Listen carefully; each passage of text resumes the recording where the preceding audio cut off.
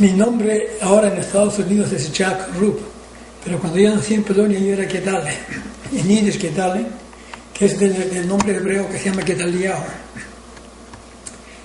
Gedaliao es un nombre muy importante en la religión judía. Hay un rabino que se llama Gedaliao y él fue matado, fue asesinado por él cuando los judíos fueron a Egipto, por otros judíos que no querían quedarse en Israel. Y en la religión judía, el tercer día del año, hay un ayuno que se llama el ayuno de Gedalia. Nosotros vivíamos en Ochnuf, en un pueblo chiquito. Cuando mi mamá se casó, vamos a empezar por el principio. Mi papá vivía en un pueblo que se llama Tishovce. Mi mamá vivía en un pueblo que se llama Ochnuf. Durante la guerra mundial, mi papá huyó, no quería estar en la zona donde estaban los rusos, y huyó a esa zona donde estaba mi mamá, que era la parte de Austria. Y ahí se conocieron y se casaron. Después de casarnos, se fueron de vuelta a Tishovce y papá trabajaba en granos. Él hacía comercio. Después tuvieron un año que la cosecha fue muy mala y él decidió salir del país y dejó Polonia. Y cuando él dejó Polonia se fue a Costa Rica. Nosotros, la familia, nos quedamos en Polonia y nos regresamos a Ochnuf porque ahí vivían los padres de mi mamá. Ella tenía un papá que tenía un negocio de curtiembre y tenía una hermana. Y nosotros vivíamos en una casa separados, mi mamá con los tres hijos. El pueblo Ochnuf es como uno ve en las películas de Shtetl. No había electricidad, no había agua corriente. La única forma que teníamos agua en la casa era que había que ir al centro del pueblito. Había un pozo y ahí se sacaba el agua en baldes y eso se traía a la casa. Era la única forma que teníamos agua. Por supuesto que no había cuarto de baño ni nada por el estilo. Nosotros cuando yo tuve 6 años nos fuimos al Heder, estudiábamos la Biblia en hebreo, pero hablábamos yiddish. Y hasta la edad de 7 años yo no sabía ni leer las letras latinas. A los 7 años en Polonia, por ley uno tiene que ir al colegio.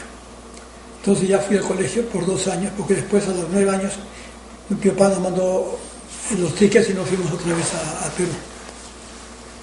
Cuando mi mamá quería mandarle una foto a mi papá, en el pueblo no había un sitio que sacaron fotos. Tuvimos que ir a otro sitio que se llama Rabaruska, que está a 18 kilómetros de Ochnuf, para sacarnos una foto porque ella le puede mandar la foto a mi papá. Así era como se vivía, una vida muy... Los judíos, todos hablaban yiddish y todos tenían sus peot y tenían sus sombreros oscuros y sus... ¿Cómo se llama esa ropa de...? Abrigos, sus abrigos. Como abrigos y tipo de abrigos, así eran todos vestidos. Un día cuando yo salía de mi casa, en la esquina estaba parado uno de esos judíos con sus sombreros, sus peot y me daba una moneda, me dice, mira, anda, ya había una pequeña tienda y tráeme una cajita de fósforos. Yo tomé la moneda, fui allí, compré la cajita de fósforos y regreso y veo al hombre parado ahí con todo el que había visto antes y le entrego sus fósforos. El hombre me mira asombrado y se fue. Yo me estaba yendo y después cuando regreso veo a un hombre parado ahí en la esquina, me dice, ¿dónde están mis fósforos? Resulta que había dado los fósforos a otro hombre porque eran todos para mí igualitos. Y yo le digo, yo se los di y él no me creyó. Una vez a la semana en el centro de la plaza esta que teníamos en el pueblito había un mercado, era el único realmente el negocio.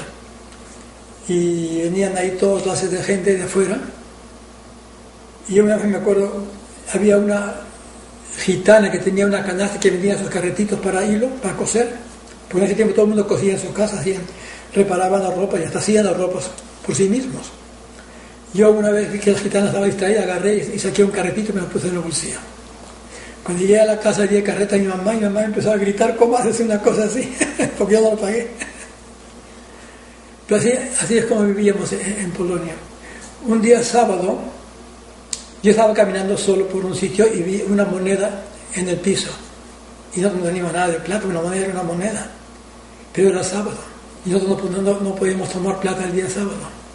Me estuve parado ahí no sé cuánto tiempo mirando la moneda, pero no la recogí. Hasta hoy día me recuerdo. Pero así vivíamos. A la edad de 7 años, a los 7 años fuimos al colegio y teníamos que aprender polaco. Que para mí era una novedad. Yo francamente nunca me gustó. El colegio no era muy simpático. Me gustaba más el Heder. Y bueno, eso es prácticamente todo lo que yo sé de ese pueblito. Cuando mi papá nos mandó los boletos, nos fuimos a Tischofte, no sé por qué, parece que mi mamá vendió todo, y nos fuimos de Ukhnov a Tischofte, nos quedamos un par de semanas ahí antes de irnos al Perú. Y cuando estábamos en Tischofte, un día dijeron que había llegado una cosa nueva que se llamaba el cine, y había un cine, entonces nosotros fuimos todos al cine. El cine era un barn, ¿cómo se llama? Un barn donde guardan los animales. ¿Establo? Un establo grande, ese era el cinema. Habían puesto todos sillas y atrás estaba la cámara. Y el motor para acá que hacía poner la cámara era un caballo que daba vueltas y eso generaba la energía para filmar. Y la película que estaba dando era Ben-Hur. Entonces estuvimos sentados ahí y miramos la película que se llama Ben-Hur.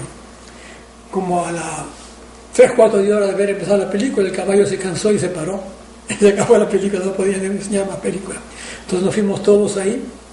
Había un astillero de madera, ahí cortaban los troncos de los árboles y los cortaban en formas y vendían esa madera. Entonces ahí fuimos tu papá, Moisés y yo y dos muchachos, varios muchachos más, y nos fuimos y hicimos un columpio. Con la madera hicimos una tabla grande sobre otros y nos pusimos a jugar. Sub y baja. Estábamos haciendo un sub y baja. Y en eso, no sé, del otro lado, si lo hicieron a propósito o se cayeron, no sé, pero se cayeron ellos. Entonces, nuestro lado también nos caímos y Moisés se dañó el brazo. Y tuvimos que llamar a un doctor para que le ponga un yeso. No, un yeso, una tablita esa que le ponen como un vendaje. Y después, cuando estábamos saliendo en nuestro viaje a Perú, nos fuimos pasando por Viena, por ferrocarril, nos fuimos a Génova. Ahí tuvimos que ir al consulado de Perú para tomar nuestras visas. Y mi mamá tenía preocupado que a lo mejor si Moisés tenía ese vendaje, no nos iba a dar la visa, así que le sacó el vendaje solamente para entrar al consulado, hasta que salimos se lo pusieron otra vez. No, pero así vivíamos, todo era nervioso, todo era nuevo. Cuando llegamos a Génova, por primera vez vimos autos. Nunca habíamos visto un auto. Una vez cuando yo ya regresé de Génova a la casa, yo sentí un olor raro en el aire y le dije a mi mamá, ¿qué cosa pasó hoy día que hay ese olor? Me dijo, no, lo que pasa es que hay una cosa que se llama un auto y alguno de ellos pasó hace un rato por acá y ese es el olor que dejaron. Un auto que pasó por el pueblo se sentía el olor media hora más tarde. Así era nuestro pueblito. ¿Y cómo llegó tu papá de Polonia a Perú? Bueno, mi papá cuando salió de Polonia, él quería ir a Estados Unidos y no consiguió visa. Consiguió visa, fue a Costa Rica. Estuvo ahí un par de años en Costa Rica y después cuando ya pensó traernos a la familia, pues ya reunió un poco de plata. Entonces pensó que Costa Rica no tenía una comunidad suficientemente grande para educar familia judía. Entonces él pensaba irse a Cuba. En el camino de Costa Rica a Cuba, él tenía que ir primero a Panamá y cambiar de barco y de Panamá ir a Cuba. Cuando llegó a Panamá se encontró con un amigo, creo que era Fritz, que era de Polonia también, y que estaba viajando a Perú. Y creo que él había salido de Cuba. Lo que pasa es que Fritz le contó a papá que Perú era mucho mejor, su papá le creyó, se fue a la ventana, devolvió su pasaje de Cuba y cambió por un pasaje a Perú, y así llegamos a Perú. Nosotros llegamos a Perú el año 34.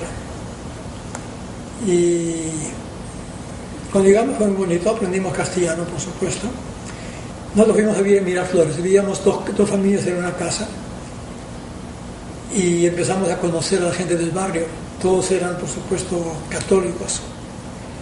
Y había de toda clase. Había algunos que eran muy simpáticos y había otros que nos miraban un poquito con desconfianza y con disgusto a veces. No les gustaban los judíos. Y eso es principalmente porque los católicos en ese tiempo al menos pensaban mucho que los judíos habían matado a Cristo y ellos se sentían una especie de resentimiento a los judíos. Y sin embargo nos hicimos bastante amigos, jugábamos fútbol juntos, jugábamos algunas otras cosas y todos teníamos bicicletas y nos paseábamos en bicicleta. Ahí nos llamábamos el barrio, los muchachos del barrio. Después de unos años también empezamos a ir no vivíamos en Miraflores, teníamos que tomar el tranvía y nos fuimos a Lima. En Lima estaba la Unión Israelita. En la Unión Israelita íbamos todos los días sábados y había un muchacho de más edad, creo que se llamaba Arya Priatsky. Él daba charlas y hablaba de Halutzin y de esas cosas. También había otro, Rubén Feldman creo que se llamaba, que también, él creo que tenía idea de petar, pues también él hablaba de eso. Pero todos los sábados ahí teníamos charlas, jugábamos ping pong. Y bueno, más adelante la cosa creció un poquito y había fiestas y nos quedábamos ahí una noche, pasábamos las fiestas, era simpático. Tú querías que cuente la cuestión del pollo. Había un shohet ahí que mataban las gallinas, no sé si ustedes creen lo que es un shohet. Él mata la gallina, lo que hacen con las gallinas para matarlas les cortan la cabeza. Y a veces es cómico, porque cuando cortan, yo he visto eso en Polonia y lo vi también aquí cuando estaba en la Unión Israelita. Cuando cortan la cabeza de la gallina, muchas veces la gallina no muere de inmediato. El cuerpo de la gallina sigue corriendo por el sitio hasta que se cae. Es increíble, yo lo he visto ocurrir. Bueno, ese día yo tenía una especie de cartera de cuero, llevaba yo un pollo, fui a la Unión Israelita y el shohet mató al pollo. Yo me estaba llevando el pollo de vuelta, era en la tarde, creo que era a las 4:30, 5 de la tarde. Me encuentro con un muchacho que era del colegio. El colegio estaba en la avenida Wilson, que estaba a 2 cuadras de Iquique, donde estaba la ¿Cómo se llama el colegio? Y yo estaba caminando en esa dirección, justo estaba al lado del colegio y había un muchacho que iba al colegio y me dijo, oye, ¿sabes? Hoy era la repartición de premios del colegio, yo ni sabía, ni pensaba en eso. Era mi segundo año en el Perú y además que no me interesaba, yo no pensaba que me iban a dar nada de todas maneras. Pero me dijo, pues ¿cómo vas a ser ni curioso por verlo? Entonces dije, bueno, vamos a ir. El colegio era un colegio grande, el Colegio Nacional de Nuestra Señora de Guadalupe, era el colegio más importante del Perú.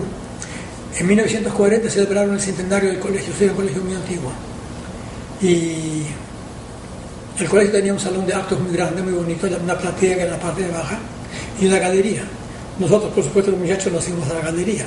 Estábamos ahí sentados y el colegio en Guadalupe, lo único que ellos enseñaban de primaria eran 4º y 5º año y después tenían todos los años de media, instrucción media, o sea, tenían 7 años de estudios en Guadalupe. Yo entré por primera vez a Guadalupe en el 5º año. En el 4º año, cuando recién llegamos de Polonia, nosotros fuimos a un colegio fiscal. El colegio fiscal era en Perú, colegios financiados por el Estado, en que uno no pagaba nada, era gratis. Mi papá no tenía plata para mandarnos a un colegio de paga. En el 2º año ya fuimos a Guadalupe, porque Guadalupe era mucho más barato que otros colegios esos colegios donde iban con uniformes y todos lujosos, ¿no? Y los chicos de Pinchete Plata, los católicos, iban a los salesianos o cosas así, ¿no? La Recoleta. Y los judíos iban a MacDuffel, algo así, también colegio de paga. Y todos ellos llevaban uniformes muy simpáticos, con saco y pantalón, todos elegantes. En Guadalupe no, Guadalupe lo único que teníamos era una chompa de uniforme con las letras CG, Colegio Guadalupe. Y bueno, fui a la repartición de premios, estoy en la galería sentado ahí y primero llaman a la 4ª primaria, llaman al que tiene el primer premio y el segundo premio. Cuando llegan al 5º año primaria, de repente llaman a Jacobo Rupp. Yo no creí, yo le dije a los muchachos, ¿escuché algo? Sí, me dijeron llamar otro nombre, anda, baja. Yo no quería bajar, yo no podía creerlo. Por fin me dijeron, bajé y me fui allá al escenario. Estaba el ministro de Educación, estaba el director del colegio, había un par de profesores. Y me preguntaron, ¿Jacobo Rupp? Sí, me dieron mi papel, que ahí lo tengo. Y de que yo había salido, yo salí primero en mi clase, que habían 2 clases. Yo salí primero de mi clase, en la otra clase lo nombraron primero de toda la clase, o sea, él era primero y yo era segundo. Pero yo no pensé, entonces fui allí, recogí el papel, y me regresé a la galería, tomé mi cartera con el pollo y me fui a la casa porque ya era tarde, yo tenía miedo, el pollo estaba sin refrigeración, yo no podía tener un pollo mucho tiempo. Entonces me fui a la casa y mi mamá estaba preocupada porque yo me demoré como 1 hora más de lo que ella esperaba. Y yo le dije, ¿por qué había? Y le tenía el papel, nadie pudo creerme. Fue cómico. Después en Miraflores teníamos los muchachos del barrio. En los sábados teníamos los muchachos de la colectividad, teníamos 2 grupos. Y así nosotros balanceábamos con los 2 grupos. Teníamos un día que era con un grupo y que días con otro, y así vivimos. Y era una vida muy simpática. Después, cuando ya crecimos un poquito más, fuimos a la universidad, entonces teníamos un tercer grupo, que eran los muchachos que estudiábamos juntos en la universidad. Y repartíamos nuestro tiempo con todos los grupos. Vivíamos con todos los grupos. Y en el Perú, En ese tiempo la vida en Miraflores sobre todo era muy simpático. No sé si ustedes conocen, la gente tenía, había la retreta en los domingos después de la iglesia, en el centro del parque había una banda de música que tocaba la música y ahí se paseaban todos los jóvenes y todos los viejos sentados en las bancas mirándolos. También a veces había retretas en la noche en el malecón. Y eso les cuento porque en el año 70 nosotros nos fuimos de viaje con la familia, tomamos el auto y nos fuimos de paseo al sur de Chile y a Argentina por Cabra. Y fue un viaje muy simpático. En el viaje de regreso, regresando de Argentina, cruzamos a Chile por el norte. Habíamos entrado por Mendoza, cruzamos la frontera. Y cuando viajamos eso de cerca de las 8 de la noche, llegamos a un pueblo en Chile. Entraba y parecía un sueño. El pueblo era un pueblo tipo español que tenía en el centro de la ciudad un cuadrado que era la plaza principal. Y en el centro de la plaza había esa, como gazebo, como se llama en castellano, y había una banda de música y la gente, todo el mundo se paseaba. Y yo decía a los chicos, ven, así era Lima, así era el Perú, Miraflores cuando nosotros éramos chicos. Y era igualito, parecía un sueño, parecía que sacaba una película. Entramos al hotel, nos registramos y salimos corriendo porque yo quería enseñarles cómo era y cómo la música y todo lo demás. La plaza estaba vacía. ¿Qué cosa ocurrió? Habían sido las 8 de la noche. A las 8 de la noche todo el mundo va a su casa porque tiene que comer con sus padres. Así era cuando nosotros éramos chicos en el barrio, así era. Entonces yo veníamos del colegio a las 5, los muchachos del barrio nos pasábamos 2-3 horas juntos. A las 8 de la noche los chicos decían, oh, tengo que ir a mi casa, porque tengo que comer con mi padre. Los chicos comían junto con sus padres en la mesa y nadie se atrevía a no estar presente en la mesa a la hora de la comida. Había un sentido de familia que hoy día no lo hay. La familia siempre tenía que compartir la comida. Había muchas costumbres buenas ahí en el barrio. En la colonia teníamos todas las actividades, ¿no? Empezamos a hacer los bar mitzvahs, hacíamos matrimonios a veces, hacíamos fiestas, habían fiestas, y después teníamos los holidays, empezamos a rezar. En la colonia habían 3 grupos. Primero, en realidad había solamente 2, habían los Ashkenazim y los Sefaradim. Los Ashkenazim tenían la Unión Israelita y rezábamos. Los Sefaradim tenían la sinagoga de los Sefaradim, ustedes la conocen, ¿no? Cada uno tenía sus costumbres, la forma de rezar, y habían 2 rabinos separados, uno para los Ashkenazim y uno para los Sefaradim. Y después de unos años crearon en la colonia alemana había muchos alemanes inmigrantes. Eso fue en los 50 empezaron a llegar y muchos de ellos se radicaron en Miraflores y formaron un grupo que era medio reforma, era un poco diferente. Y tenían un rabino, un cantor, no sé, algo, tenían sus propios rezos en la sinagoga, en los holidays, en la fiesta de Rosh Hashanah y Yom Kippur. Pero no sé qué pasó en el año, no sé qué año fue, pero en los 60s. De repente el rabino se fue, pero no podía pagarle, no tenía plata para pagarle su sueldo. Y no había quien rece para los holidays. Entonces había un músico que se llama Hans Levitus, no sé si ustedes lo conocen, él era un pianista, que él era parte de la Orquesta Sinfónica de Perú. Entonces fuimos varios de nosotros ahí donde él, y cada uno tenía que cantar, y él iba a escoger quién iba a ser el Hazam. Y me escogió a mí. Y entonces yo, cuando hicimos el rezo, yo hice la parte del Hazam del rezo de Rosh Hashanah y Yom Kippur. Por esa vez. Y también empezamos a hacer una costumbre, hacíamos rezos todos los viernes de la noche, hacíamos el rezo del Shabbat. O sea, teníamos una vida judía más o menos tradicional, seguíamos esas costumbres. Y por supuesto yo sabía leer hebreo, esa era una ventaja. Y bueno, nunca hemos dejado la parte de las costumbres. En la casa nosotros hablábamos yiddish con mamá toda la vida. En la misma, estábamos sentados en la mesa, cuando hablábamos con mi mamá hablábamos yiddish, cuando hablábamos con mi papá hablábamos castellano, y a nadie se notaba la diferencia. Era lo más normal hablar en 2 idiomas, y así era toda la vida. ¿Y tú tuviste bar mitzvah? ¿Bar mitzvah? Sí, todo el mundo tenía bar mitzvah. ¿Nos puedes contar un poquito de el tuyo? El mi bar mitzvah no fue muy espectacular porque no era como ahora que hacen fiestas, no. lo único que yo me acuerdo del bar mitzvah, creo que alguna costumbre de dar relojes. En ese tiempo la gente usaba esos relojes de bolsillo con cadenita. Yo tenía que llevar varios relojes puestos sobre mí, algo así, pero más no me acuerdo mucho de mi bar mitzvah. Hicieron una fiesta en la casa, eso sí lo sé, pero no... Sí, los bar mitzvahs después cambiaron, se convirtieron en fiestas muy grandes y todo lo demás con invitados, pero allá no, la fiesta era bastante simple y solamente venían los amigos de la familia y los amigos. Mi bar mitzvah fue muy simple, pero era una responsabilidad.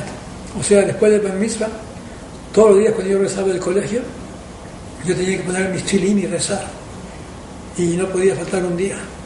Todos los días a las 5 de la tarde yo regresaba del colegio, sacaba mis tefilín, me ponía los tefilín y me hacía hacer los rezos. Lo hice por todos los años, desde los 13 hasta los 14. Cuando llegué a los 14 años le dije a papá, ¿sabes, papá? Yo todos los días vengo a la casa y yo hago todo el rezo, pero pues yo no rezo, no, pero yo no entiendo lo que leo, y yo no sé si vale la pena decir algo si yo no entiendo lo que leo, y paré. Pero cuando fui a Israel aprendí hebreo, ahora sí puedo entender lo que leo cuando rezo, es la diferencia. Cuando nosotros nos casamos, Luisa y yo, hablábamos hebreo en la casa. Y el año pasado yo fui de voluntario a Israel y todo el mundo se asombraba porque yo me acordaba perfectamente el hebreo y hablaba hebreo con todos. Cuéntanos un poquito de como un Rosh Hashanah en tu casa, ¿cómo era? Bueno, cuando eran los holidays, por supuesto no trabajábamos. Y en Yom Kippur todos ayunaban.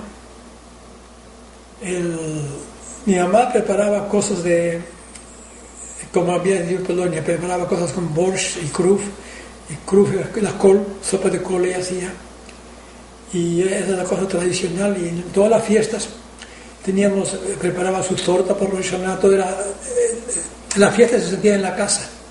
Todo el mundo tenía que ponerse de vestido de lo más bonito que tenían. Nos íbamos a la sinagoga a rezar, y después rezábamos a la casa y la comida era de lujo. Eso era el espíritu de la fiesta existía en la casa, toda la vida, todas las fiestas. No solamente Rosh Hashanah y Yom Kippur. Pesach fue la misma. Mi mamá, en ese tiempo, en los primeros años que estuvimos allá, no llegaba vino de Estados Unidos importado. Mi mamá hacía el vino. Muchos meses antes de Passover, ella ya preparaba el vino, no sé cuánto tiempo tenía que dejarlo ahí fermentando, y ella hacía el vino. Y el vino era simpático porque mi papá tenía su tienda en un edificio que pertenecía a los curas de la iglesia. Y era parte del edificio de la iglesia. En la parte de atrás de la iglesia había como una continuación allá en Miraflores, donde habían varias tiendas, y en la parte de arriba era el salón donde hacían la vida social de la iglesia. Y mi mamá, como hacía ese vino, llevaba una botella extra para darle a papá, le llevaba al cura y le regalaba una cura del vino de Passover todos los años. Y el cura, bien muy agradecido, nos regalaba una botella de vino que ellos usan en la misa. Y nosotros en la casa también tomábamos ese vino después. Era un vino muy rico. Y en ese tiempo no había muchos judíos en Perú, ¿no es cierto? Mire, yo sé, cuando yo era grande, cuando ya regresamos de Israel y nos casamos, se decía que la comunidad tenía 7.000 personas. ¿En qué año? Debe haber sido en los 50. Y en ese tiempo también se creó la hebraica. La hebraica fue una gran contribución porque ahí teníamos todas clases de actividades deportivas y actividades sociales, porque ahí se conocía a la gente y podían hacer muchas cosas. Nosotros generalmente, en el Perú se trabajaba en ese tiempo, todo el mundo trabajaba sábado en la mañana. El día de trabajo la semana de trabajo eran 5 días y medio. Entonces el sábado en la mañana estábamos trabajando. Entonces el único día que realmente teníamos para gozar de la hebraica era el día domingo.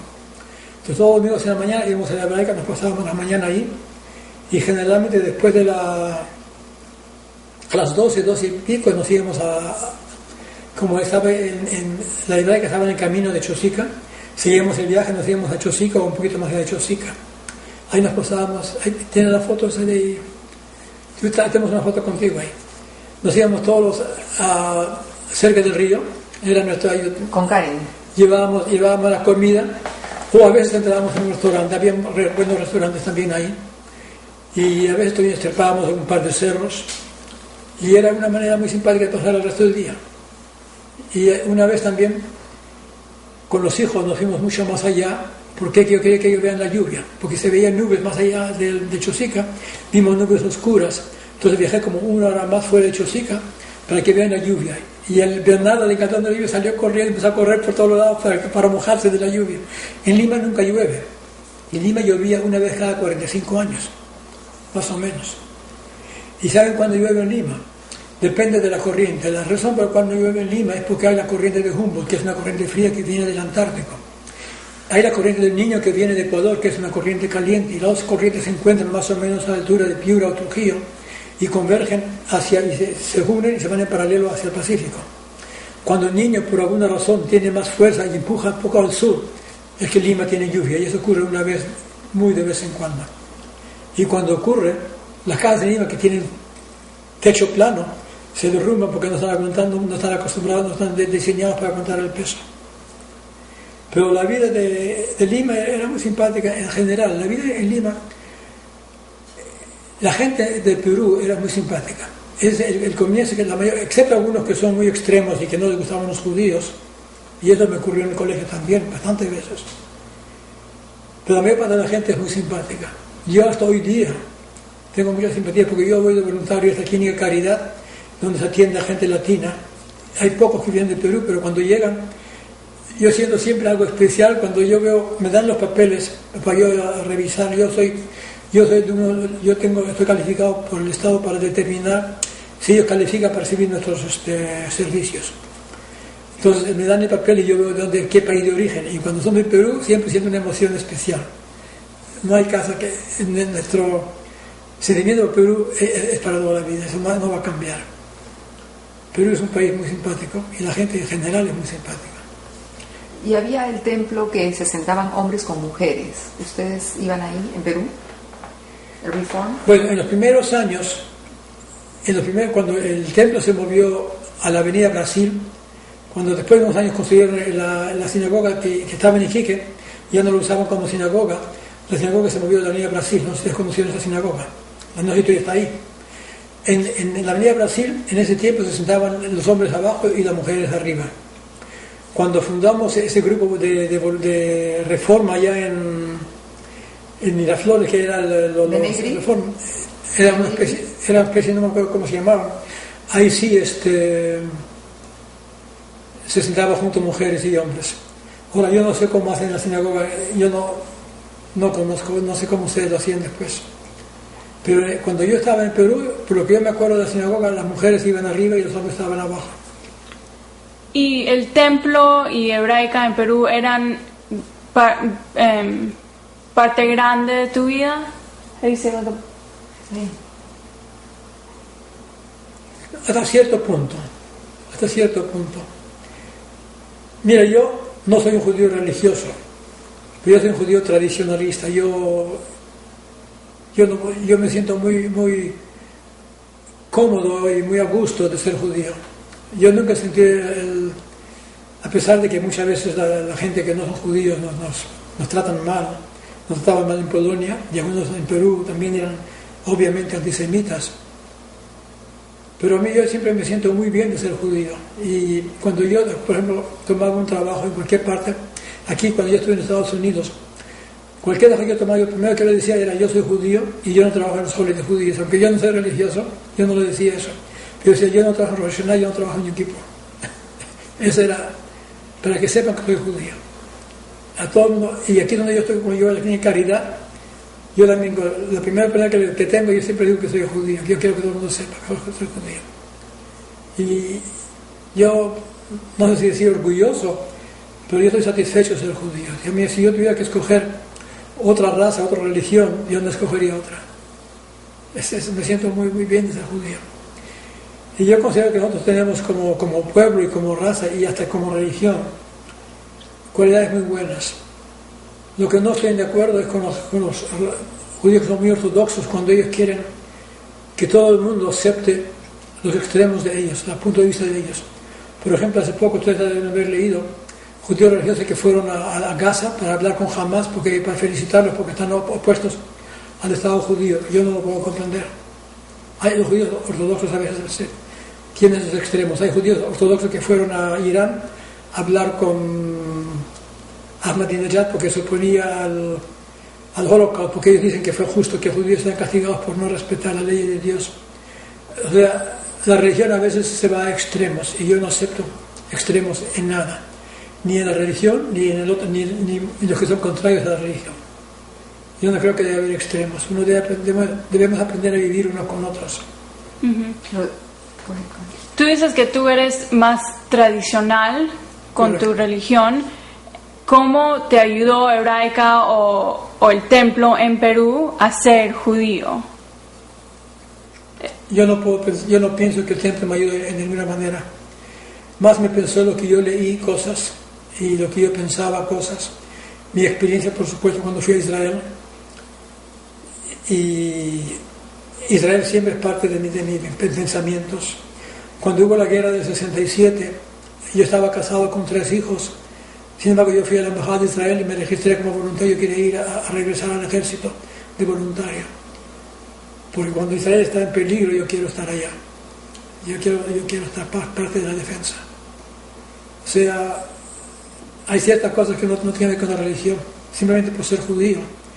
Yo considero que ser judío es una cosa que es muy interesante y muy buena porque nos da un aspecto del mundo que es diferente. Mire, toda la idea que hay, todos los pueblos que creen en Dios hoy día en el mundo, creen en Dios porque vienen de la religión judía. Los judíos fueron el primer pueblo que creyó en Dios. Todas las religiones, usted mira los católicos y los musulmanes, ellos nacieron de la religión judía. Es una cosa que no pueden, a pesar de que todo está ahora en contra de los judíos, pero el origen de ellos tienen que aceptar de que en la primera parte de la religión de ellos existe lo que Dios tomó al mundo y el pueblo judío era el pueblo escogido por Dios. Eso no pueden cambiarlo. Hebraica y la Unión no contribuyeron a mi manera de ser, en ninguna manera. Pero yo sí sentí el deseo de contribuir. Yo tenía que ser miembro de la Hebraica porque, primero por la actividad física y segundo por pertenecer a algo que era de la colonia, ¿no? Colaborar con la colonia. Y tenía muchas cosas en común. Yo, por ejemplo, también yo conté a Anabel, yo también contribuía a la Hebra Kadisha. También la Hebra Kadisha era muy importante porque ellos, cuando alguien se muere, ellos toman el cadáver y hacen todo lo que la ley requiere de limpiarlo y vestirlo en forma que es ordenada por la ley. Y a pesar de que yo no considero la parte religiosa, yo sí considero la parte tradicional. Aquí mismo yo compré los lotes de entierro para mi señor, para mi esposa y para mí, en un cementerio judío, y nosotros vamos a ser enterrados.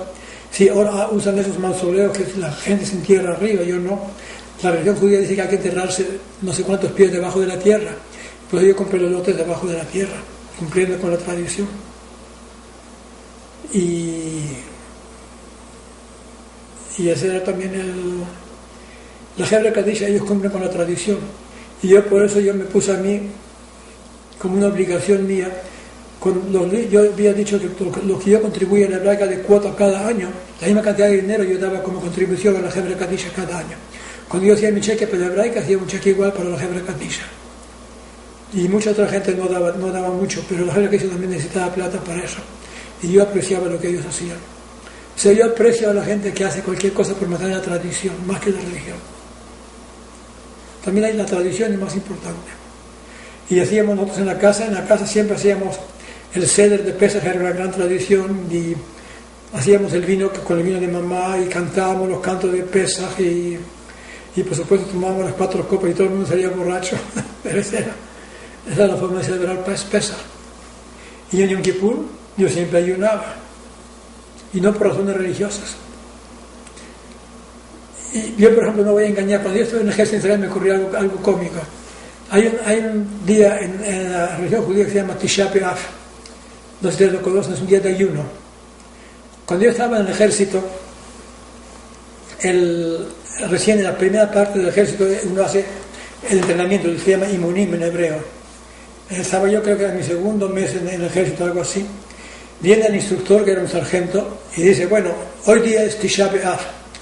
Todos los que son religiosos no tienen que hacer ejercicio hoy día. Los que no son religiosos, sí tienen ejercicio, salgan afuera. Entonces yo salí y había un muchacho que más o menos me seguía y me siguió, y solo salimos 2, de un grupo, de la unidad era 40 hombres. 38 se quedaron adentro porque decían que eran religiosos y era Tisha B'Av, no hacían ejercicio. Entonces todo dice, bueno, solamente 2, ustedes no van a ejercicio, ustedes pueden ir al restaurante a comer. Ahora ustedes los religiosos se quedan acá todo el día y van a ayunar, porque en Tisha B'Av se ayuna. Así que yo no voy a engañar. Si yo no voy a ayunar, yo no voy a decir que yo voy a engañar, que voy a ayunar, pues, aunque sea por ahorrarme el ejercicio de ese día. Pero resulta que no fue así, yo fui el único que no hizo el ejercicio, por decir la verdad. Pero la tradición es diferente. Tisha B'Av es Tisha B'Av.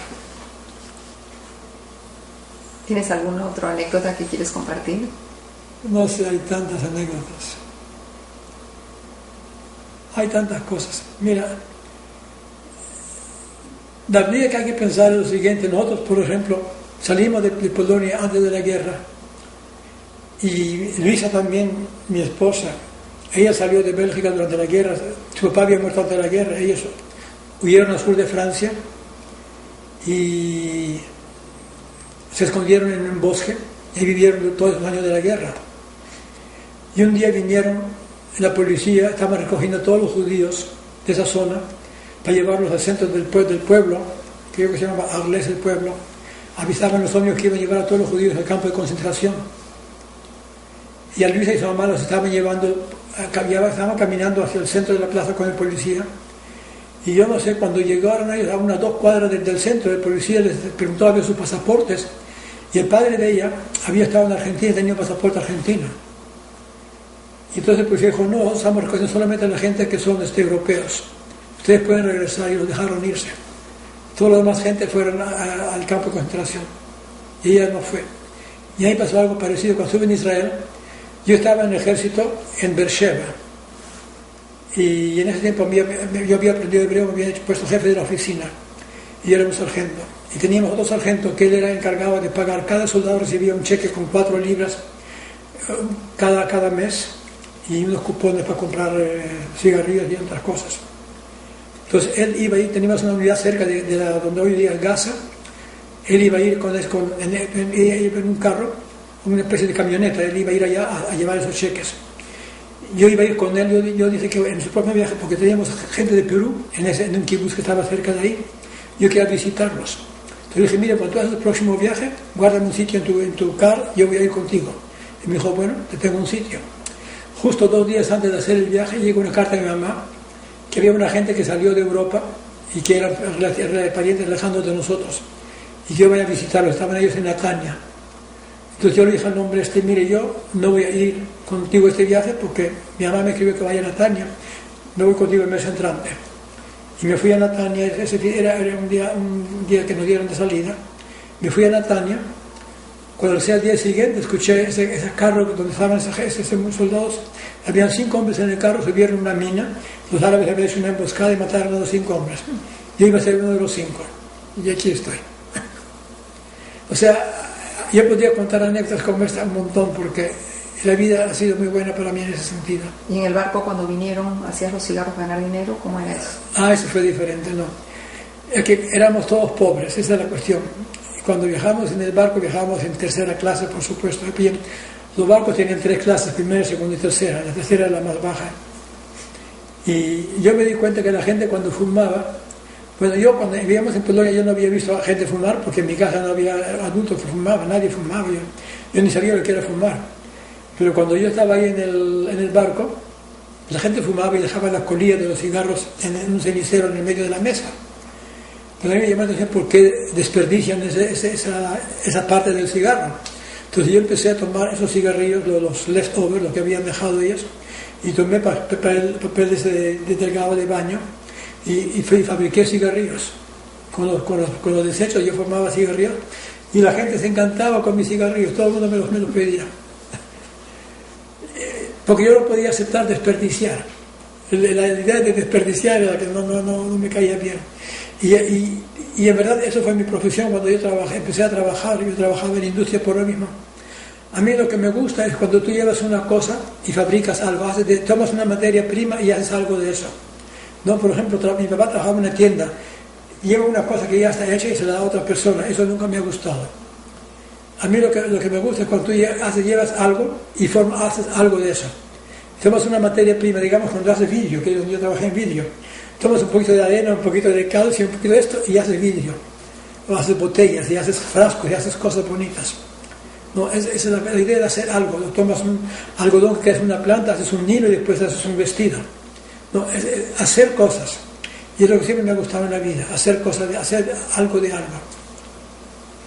Por eso a mí me gusta pintar, porque tú tomas un canvas blanco y creas algo en el canvas, ¿no? Todo lo que es crear en la vida yo creo que es bonito. Hacer algo de nada, de la nada crear algo. ¿Nos puedes contar un poquito más de la comunidad judía en Perú? Sí, hacíamos viajes muchas veces de grupo. Nos íbamos solamente los viajes eran casi todos a Chosica porque el clima era mucho mejor. Lima siempre, el cielo siempre es gris y nublado. Y uno sale a Chosica y está el sol brillante y el clima es seco y es lindo. Entonces muchas veces hacíamos paseos ahí a la zona de Chosica. ¿Quién hizo paseos? Todo el grupo. La gente eran... Ahí tengo fotos. ¿El grupo de Hebraica? No, no el grupo de Hebraica, el grupo de la Unión Israelita, más bien. Bueno, pues, Hebraica no era un grupo social. En Hebraica uno podía ir en forma individual. Teníamos, digamos, nuestro grupo que jugaba tenis, nuestro grupo que jugaba fútbol, cada uno tenía su grupo. Pero en los primeros tiempos de Hebraica ya hablamos en los años 60, ¿no? Pero yo hablo de los grupos cuando teníamos nosotros 18, 19 años, o sea, yo hablo en los 40, ¿no? Antes de los 50, en los años 40, ahí éramos todos muchachos, ahí era donde había la vida social de los jóvenes judíos. Porque ya cuando estábamos de la Hebraica estábamos ahí todos casados, con familia, entonces cada uno tenía su familia, ya no era cuestión de sociedad.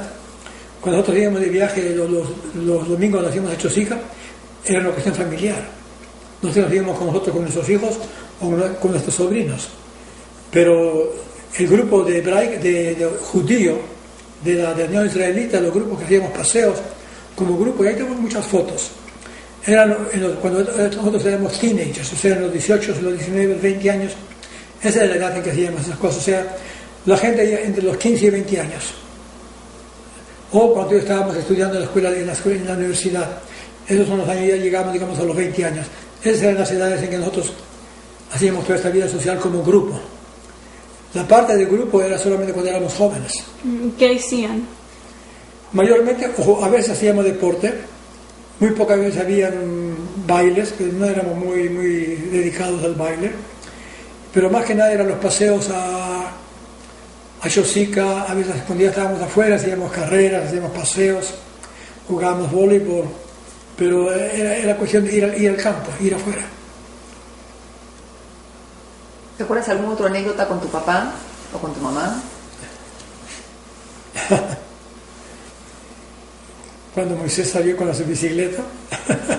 Fue gracioso. A ver, cuéntame. Sí, cuando nosotros vivíamos en Miraflores, había el mercado, uno tenía que ir al mercado a comprar las verduras. Y mi mamá no estaba cocinando, no sé qué, le faltaba algo para cocinar. Y le pidió a Moisés que vaya al mercado a comprar algo. Y Moisés teníamos una bicicleta, el mercado estaba como 1 kilómetro de la casa. Moisés toma la bicicleta, se va al mercado a comprar. Cuando entró al mercado, Moisés, inocente, dejó la bicicleta afuera y él entró ahí y compró. Cuando sale la bicicleta no estaba ahí. Tomó el ómnibus para regresar a la casa y le dice a mamá, ¿sabe mamá? Voy a tener que comprarnos un carro. Y mamá dice, ¿por qué? Porque me robaron la bicicleta. Y mamá se rió y dijo, bueno, no te preocupes. No le dijo nada. Hicieron la sopa. Yo tengo ahí fotos del grupo, tengo que tener fotos del grupo. Si quieren ya ves la foto, después me las traen. Bueno, y lo que quiero es que a ver si me puedes contar. Mira lo interesante, mira, aquí es un grupo, yo tenía todo mi grupo, yo tenía grupo del colegio, grupo de la colonia y grupo del barrio. Ya. ¿Ves? Era simpático porque yo vivía 3 vidas. ¿Ves? Este era el grupo judío. ¿Ves? Esos dos cuando éramos jóvenes. ¿Ves? Aquí en todos los grupos, mira, ustedes pueden escoger cuáles fotos les interesan, pues, les que parece algo, porque ahí están todas las fotos. Y este es el colegio, era mi otro grupo, yo tenía 2 grupos. No necesitaba mi grupo del barrio.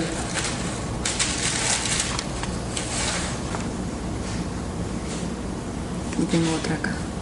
You just turn. Esa es toda la familia.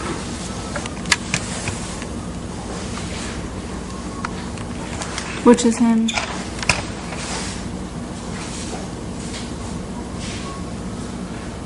La mayor, Sara. El segundo, Gedalia. Y el menor, Moisés. Sprince y Manuel. Me sacaron del servicio, yo totalmente estaba fuera de trabajo y me fui a trabajar. Un año, 4 meses trabajaste en el ejército, como soldado. Como soldado y después como sargento.